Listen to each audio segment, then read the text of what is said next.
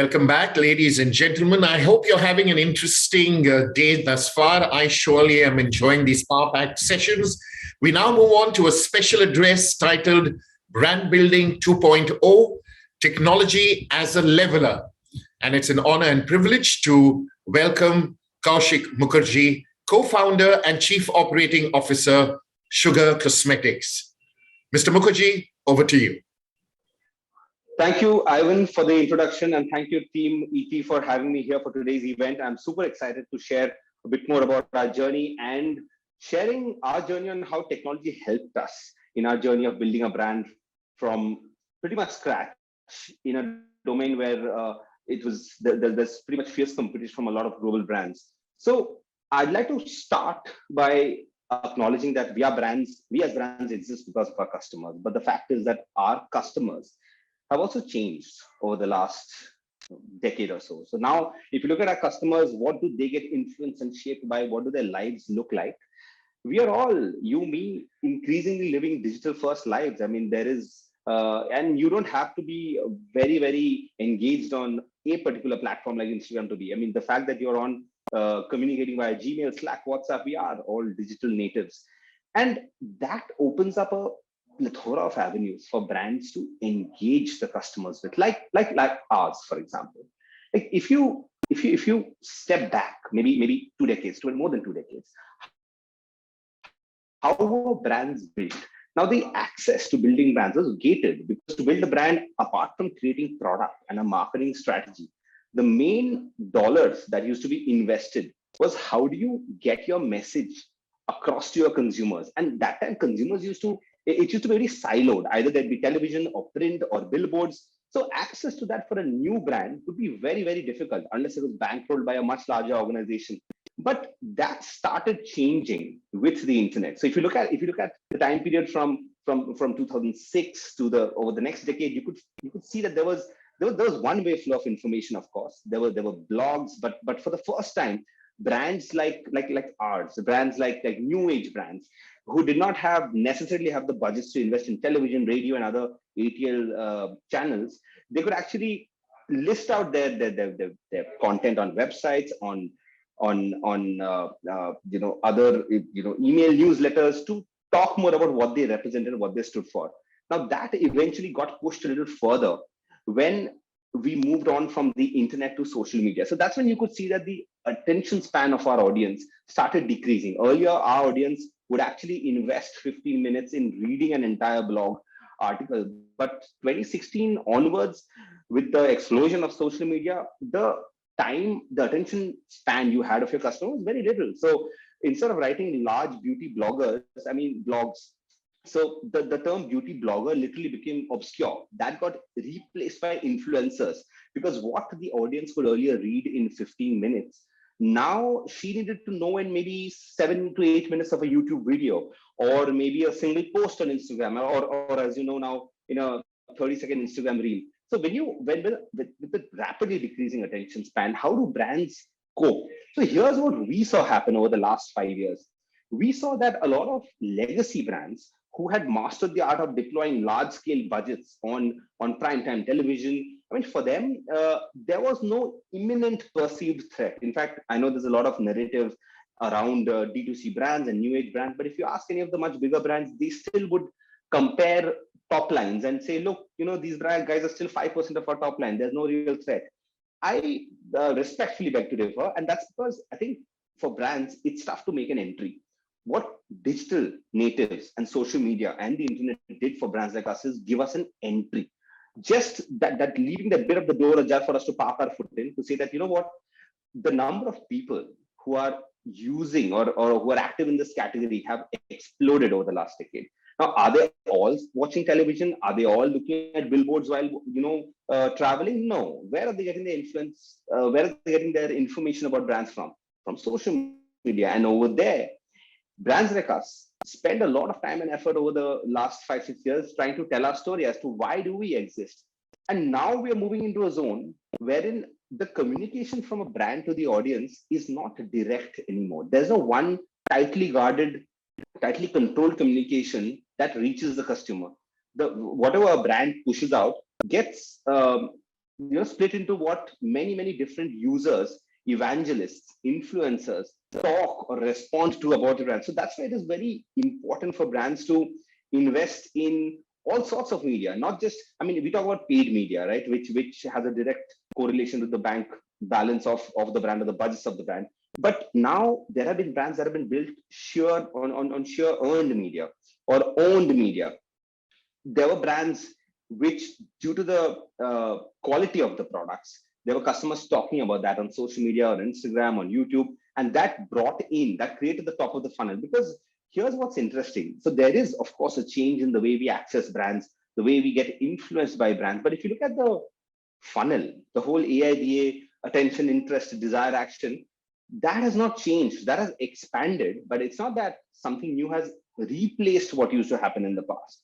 So the standard top of the funnel of ATL still exists, but on top of that, there is an entire new, vibrant, high engagement, measurable layer of social media, of content. And if you extrapolate that and ask what's next, we know what's next. The metaverse is next, because then, similar to what happened when social media came in, a lot of the legacy brands are going to look at it suspiciously and say, "Is this, what's in it for me? What's the ROI?" But today, I mean, the proof of the pudding is in seeing the market right now in categories like ours, like beauty, like fashion. There have been so many brands that have been created purely basis on how brands have been able to leverage these new platforms to engage their niche audiences. And I love saying this, that over the last 10 years, there have been many business investment pitches that we've made where investors have rejected us, saying that, this looks like a niche. Now, if there's one thing that I've learned, if you're building in India, today's niche is tomorrow's healthy, large market. So if there's anything that you think is niche today, trust me, in 2025, if not 25, 28, if not 28, then 30, it is going to be a market that's going to be very profitable to cater to. So when we look at how digital has helped build brand, we've separated this funnel. We've said, the metrics for building top of the funnel awareness and for building bottom of the line conversion can't be the same. When I'm investing money in building share of voice, in building, say, so many millions of customers, if I start attaching that budget to how many consumers I'm getting to buy, new consumers today, I think that's short-sighted, because this entire funnel takes time. It's not an instant click and you slide down the AIDA funnel. No, but how do you even get into the consideration set of a consumer? Which is why we've invested so much on platforms like Instagram, YouTube over the years. And by so much, I don't mean money. I actually mean time and effort in understanding what algorithms work, what trends work. How do you, these are actual numbers of our, the number of impressions and views we get from our owned platforms on Sugar Cosmetics, which is our Instagram handle, for example, our YouTube channel. And the fact is, they're able to get 4 billion plus annual views, which is a staggering amount. And 10 years back, this was not possible without spending a healthy amount of marketing dollars on ATL channels, which were less measurable. Today, my team can actually measure what is the cost per impression, how many people am I engaging each passing year. And I think this is, it's an irreversible development of the market. Right now, there's a new brand that's maybe still in paper stage that knows that, okay, my bottom of the funnel will come as long as my product is good. So let the team focus on that. One team, the product team, the NPD, new product development team, focus on that. But how do I get my product in the consideration set? I have the ability, I have the tools and the channels and digital options to actually get to a scale where I can engage the top of the funnel at scale. And when we engage the customer, the basis of engaging, how do you create a brand experience? You create an experience by asking yourself, when a consumer engages with me, what does she or he take away from the engagement? And in our experience, we've seen that can be either you entertain the customer or you educate the customer, or a mix of both, right? Edutainment, as they say these days. So this we have found to have worked very, very well for us. I mean, makeup as a category was far lesser well understood than it is now. And we really spent a lot of time creating content that educated the consumer. But education, when you call it education, is a bit boring. Nobody wants a brand that's pedantic. How do you mix and fuse education under the garb of entertainment? So that I think our team's done a phenomenal job of cracking it. But more than that, we would not have been able to do anything if Instagram did not constantly keep in reinventing their own product with stories, with reels, YouTube with shorts, with annotations, with cards. And that has helped us rack up a staggering number of users that we can, and these are owned properties, right? So we can actually, today I can push out a content without investing money in, actually promoting it or actually, enlisting an influencer to talk about it. These are actual brand handles. We can control the narrative. How does a brand control the narrative? Earlier, you controlled by putting maybe placing an ad in a newspaper once a quarter, once a month, maybe. We can do that every day. In the digital universe, we can do that every day when we push out content through our social media handles.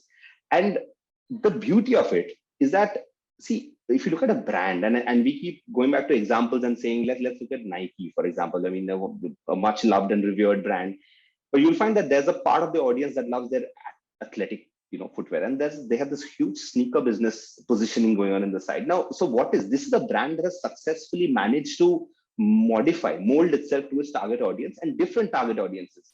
But if you have a monolithic channel, when okay, this is the brand and this is what I'm communicating on television, you get limited by that because you put all your money on that one advertisement that you spend so much time on, the celebrity you spend so much money on.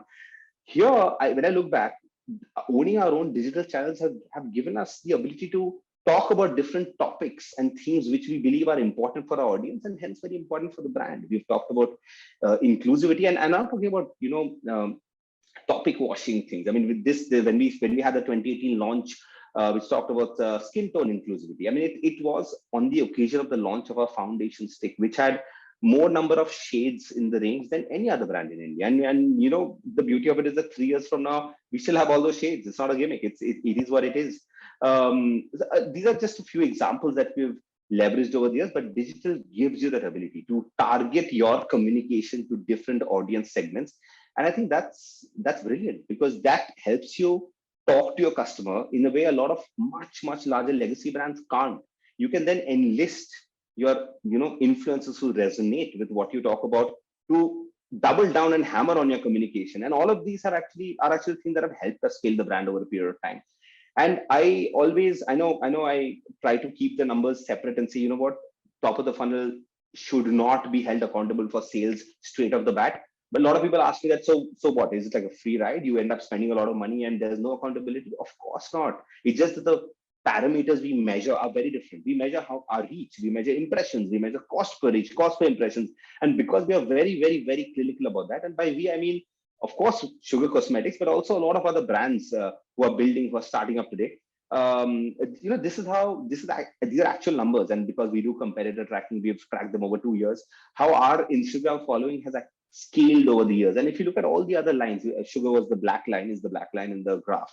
We've overtaken them consistently at a far higher clip than how any other brands have grown. And the orange line that you see is the largest makeup brand of the country. And as per our estimates, the way the run rates are increasing, we expect to cross them by November, as what the team says. So all of these were unthinkable in the about a decade back, but it helps us build the top of the funnel for that.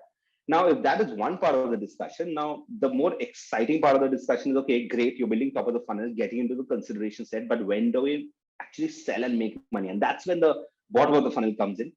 I think once you've established trust for brands, that's a tough part. Then if your product is good, we should sell everywhere. We should sell on DTC channels, we should sell on partner portals like Amazon, Flipkart, Nykaa, everywhere. We should sell on general trade. There's this discussion about should we be an online brand or should we be a